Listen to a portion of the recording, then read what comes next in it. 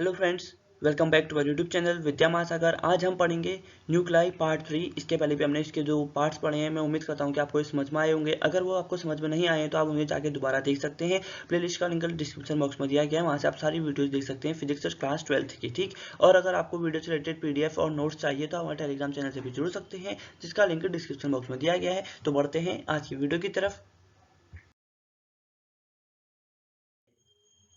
आज का सबसे पहला टॉपिक है de Broglie waves. Louis Broglie put forward a bold hypothesis that matter should also possess dual nature. De Broglie ने कहा कि जो मैटर है उनके पास ड्यूअल नेचर होना चाहिए।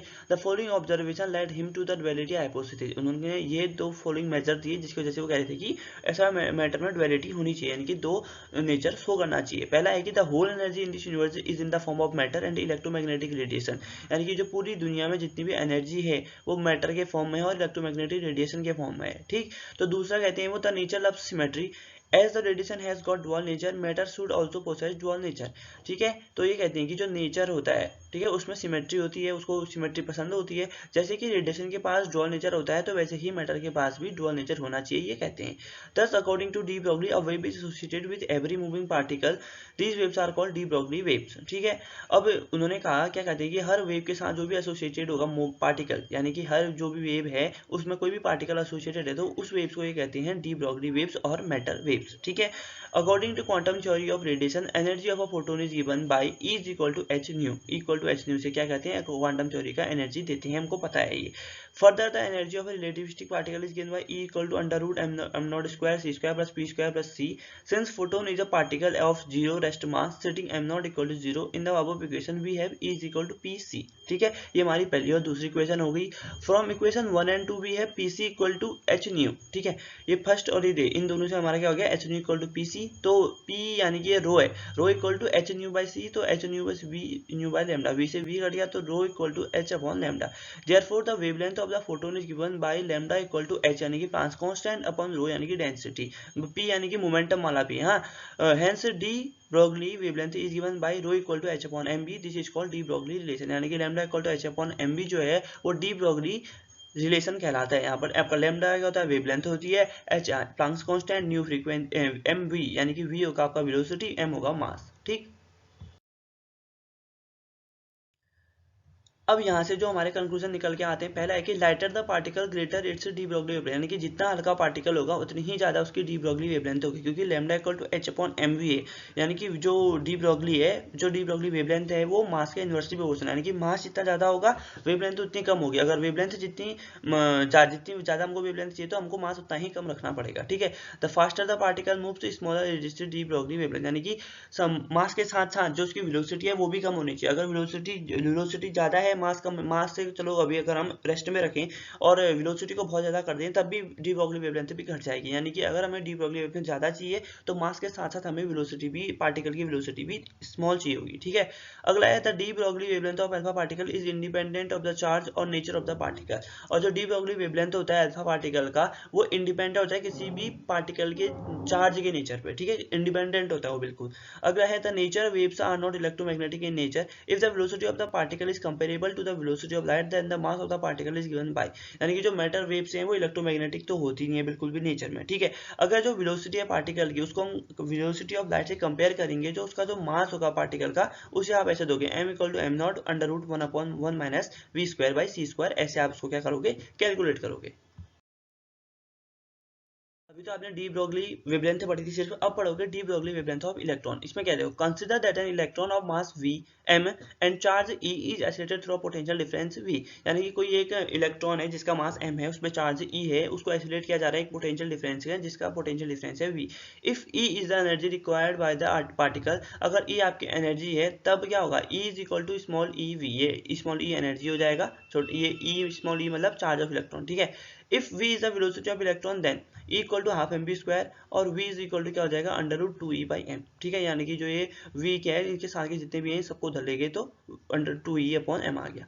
Now de Broglie wavelength of electron is given by lambda equal to H upon m b और equal to H upon under root m v. V की जगह हमने याली वेलोसिटी रख दी, याली रख दिया तो हमारा इतना आया, तो lambda equal to under H upon 2 ये हमारा क्या गया, फॉर्मूला आ गया। ठीक है, अब हमने क्या किया, substituting the value of E। अब जो यहाँ पर E की वैल्यू आई थी ना, ये E equal to E D V, तो उस ए की वैल्यू यहाँ पर रख दी, ठीक है। अब यहाँ से क्या पता चला, देखो हमें अब हमारा पास स्मॉल ई तो है, यानी कि जो चार्ज है इलेक्ट्रॉन का वो भी पता है हमें कितना होता है 1.6 इंटू 10 की पावर -19 कूलम, और हमें मास ऑफ इलेक्ट्रॉन भी पता है 9.1 into 10 to the power -31 kg, और एच पता है, एच होता है प्लांक्स कांस्टेंट, तो उसकी वैल्यू पता है 6.62 into 10 to the power -34 joule per second. तो सारी वैल्यूज रखी, तो लास्ट में हमारा आया answer lambda equal to 12.27 upon under root B into 10 to the power -10 metre, ठीक है। अब हमने जब इसको कन्वर्ट किया तो 10 टू द पावर 10 मीटर होता है हमारा एंगस्ट्रॉम, ठीक है। जैसे कि नैनो पिको फैराड होता है, वैसे ही एंगस्ट्रॉम की पावर होती है 10 की पावर -10 मीटर, ठीक है। For example de Broglie wavelength of electron when acylated through potential difference of 100, जब 100 वोल्ट होगा तो नीचे अपॉन 100 वोल्ट रख देंगे तो 1.227 क्या आ जाएगा, ये एंगस्ट्रॉम क्या आ जाएगी, आपकी वेवलेंथ आ जाएगी, ठीक है। तो इस तरीके से आपका निकालोगे वेवलेंथ निकालोगे किसी भी इलेक्ट्रॉन की। Thus the wavelength of de Broglie wave associated with 100 electron volt electro is the order of the wavelength of X-ray, X-ray के ऑर्डर का होगा वो, ठीक। अब आता है थॉमसन का atomic model. The positive charge is uniformly distributed over the entire sphere and the electrons are embedded in the sphere of positive charges just like seeds in watermelon और प्लम्स इन द पुडिंग, ठीक है। ये हमने पहले भी बात करी हुई है कि जो थॉमसन मॉडल था उन्होंने दिया था, जैसे एक वाटरमेलन होता है, ठीक है। उन्होंने बताया कि एक वाटरमेलन है जिसके बीच में बहुत सारे जो ब्लैक ब्लैक कलर के आपने देखे होंगे वाटरमेलन में दाने होते, तो इन्होंने कहा कि जो ब्लैक ब्लैक कलर के दाने हैं वो इलेक्ट्रॉन्स है उसमें एम्बेडेड है, और जो बचा हुआ स्पेस है उसमें सारे पॉजिटिव चार्ज भरे हुए हैं एक वाटरमेलन में, ठीक है। For this reason Thomson atom model is also known as plum pudding model, ठीक है। अब इसी की वजह से थॉमसन के मॉडल को आप प्लम पुडिंग मॉडल भी कहते हो। The total positive charge inside the atom is equal to the total negative charge carried by electrons. अब उन्होंने ये बताया था कि जो एक एटम है उसके अंदर जितना पॉजिटिव चार्ज होगा वो बराबर होता है जितना नेगेटिव चार्ज वहां उसमें कैरी हो रहा होता है इलेक्ट्रॉन्स के द्वारा। So that every atom is electrically neutral, जिसकी वजह से हर एटम इलेक्ट्रिकली न्यूट्रल होना चाहिए, लेकिन ऐसा तो होता नहीं है। If the atom gets slightly perturbed the electron in the atoms oscillate about their equilibrium position, अगर उसमें कुछ स्लाइट चेंज आया तो जो इलेक्ट्रॉन है अपनी जगह पे यानी कि कुछ ऑस्किलेट करने लग जाएंगे, ठीक है। Result in the emission of radiation of definite frequencies in the form of infrared और अल्ट्रावायलेट लाइट, ठीक है। अब उसमें जब उन्होंने ऑस्किलेशन हुआ तो उसके बाद क्या हो जाएगा, कुछ एमिशन ऑफ रेडिएशन होगी अपनी ही कुछ फ्रीक्वेंसीज में, जो कि किस रेंज में होंगी, इंफ्रारेड, विजिबल और अल्ट्रावायलेट लाइट के फॉर्म में होगी, ठीक है। अब फेल क्यों हुआ ये भी तो बात करनी चाहिए ना।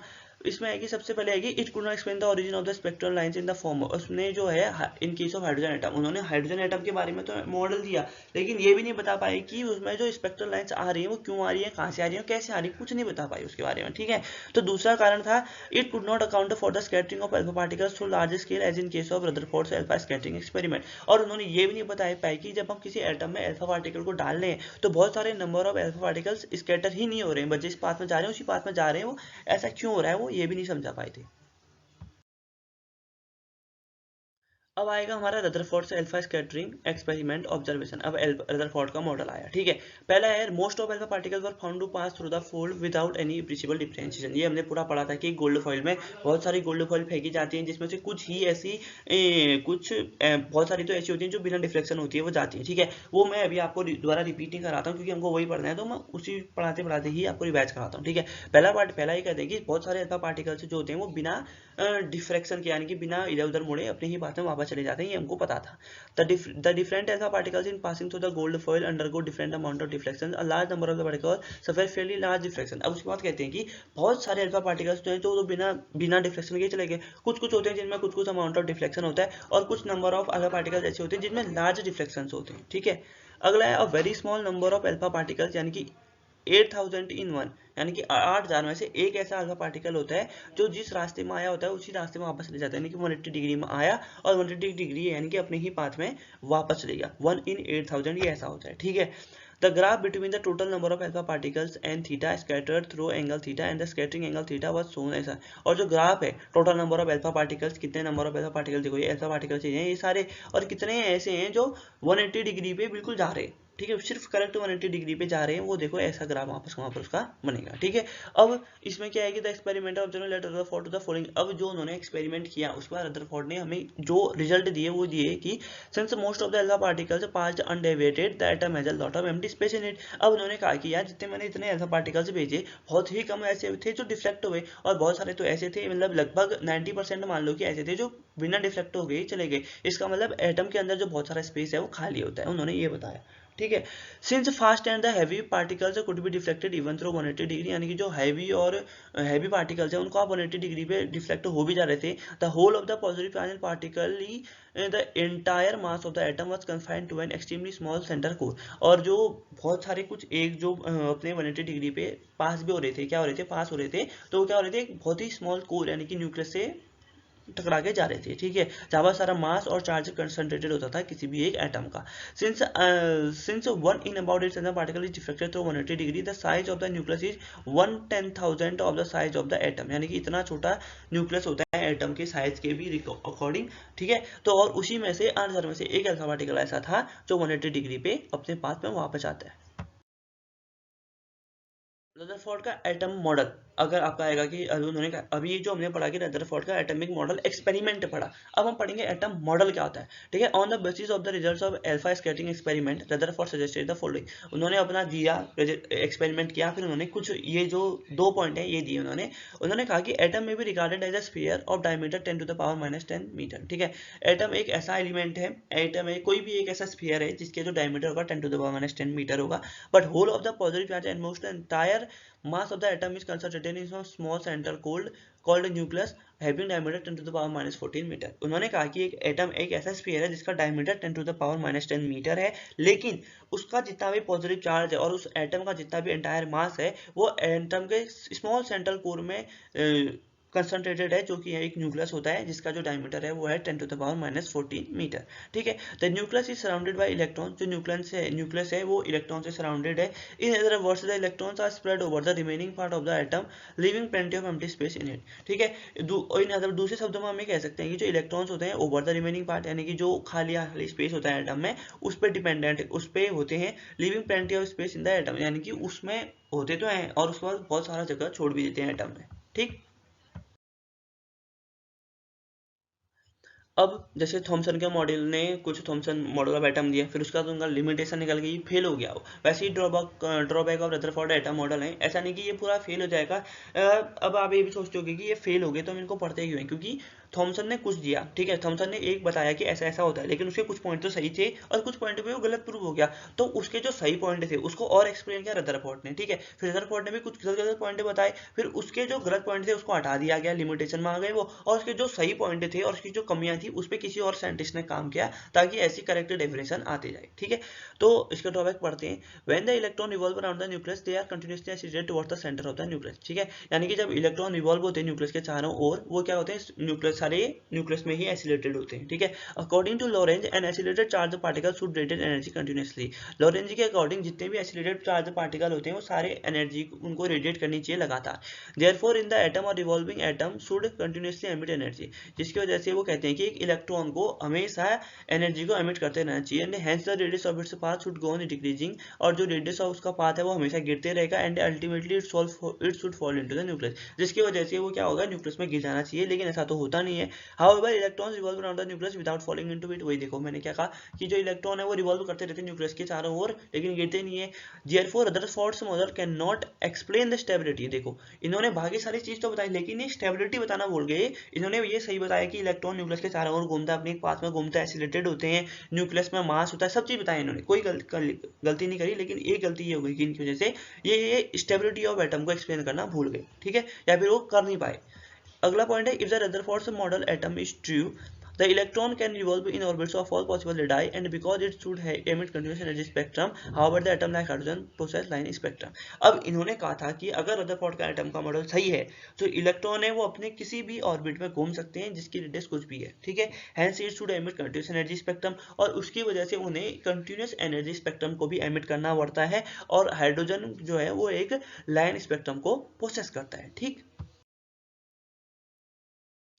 अब है distance of closest approach, consider the alpha particle of mass m, हमने एक मास अल्फा पार्टिकल कंसिडर करना है जिसका मास m है, पोसेस इनिशियल वेलोसिटी u, जिसका वेलोसिटी u है, one it is at a large distance from the nucleus of an atom having atomic number z, ठीक है, जिसका एटॉमिक नंबर क्या है, z। एटॉमिक नंबर z से दिखाते हैं और मास नंबर a से दिखाते हैं। At the distance of closest approach the kinetic energy of the particle is completely converted into potential energy, यानी कि जो लास्ट में, यानी कि जब क्लोजेस्ट अप्रोच होता है, काइनेटिक एनर्जी को पूरा पोटेंशियल एनर्जी में बदल दिया जाता है। मैथमेटिकली आप इसे कहते हैं 1/2 mu² 1/4 epsilon 2 E Z E upon r0। ये क्या होता है आपका सिंपल और लास्ट फॉर्मूला होता है, और इस तरीके से आपका ये ड्रॉ बनता है, ठीक। अब उसके बाद आता है इम्पैक्ट पैरामीटर, यानी कि parameter impact. The scattering of an alpha particle from the nucleus of an atom depends upon the impact parameter, ठीक है। जो स्कैटरिंग है अल्फा पार्टिकल की किसी भी न्यूक्लियस की डिपेंड करती है उसके इम्पैक्ट पैरामीटर पे। Impact parameter of the alpha particle is defined as the perpendicular distance of the velocity vector of the alpha particle from the centre of the nucleus when it is far away from the atom, it is noted by b, ठीक है। b equal to 1/4 epsilon z² cot theta by 2 1/2 mu² होता है, जिसका trajectory path ऐसा देखो, यहाँ पर एक u, इसकी जो इनिशियल वेलोसिटी है u है और इसकी जो एनर्जी है वो 2e है, ठीक है। और यहाँ से यार कुछ एंगल पे स्कैटर हो गया और जो इसके बीच की डिस्टेंस है वो d है, ठीक है। इस तरीके से क्या होता है, इम्पैक्ट पैरामीटर होता है, ठीक। तो ठीक है दोस्तों, मैं उम्मीद करता हूँ कि मैंने आपको जो आज की वीडियो में टॉपिक्स पढ़ाए हैं वो आपको समझ में आए होंगे। अगर समझ में आए हैं तो प्लीज़ हमारी वीडियो को लाइक करें, शेयर करें, कमेंट करके जरूर बताएं कि आपको वीडियो कैसी लग रही है, और चैनल को सब्सक्राइब जरूर कर लें ऐसे ही इंपॉर्टेंट वीडियोस के लिए। तब तक के लिए आप हमारे टेलीग्राम चैनल को ज्वाइन कर लीजिए नोट्स के लिए, और हमारे डिस्क्रिप्शन बॉक्स में प्लेलिस्ट भी है, उसको भी जाकर देख सकते हैं सारी वीडियोज़ के लिए।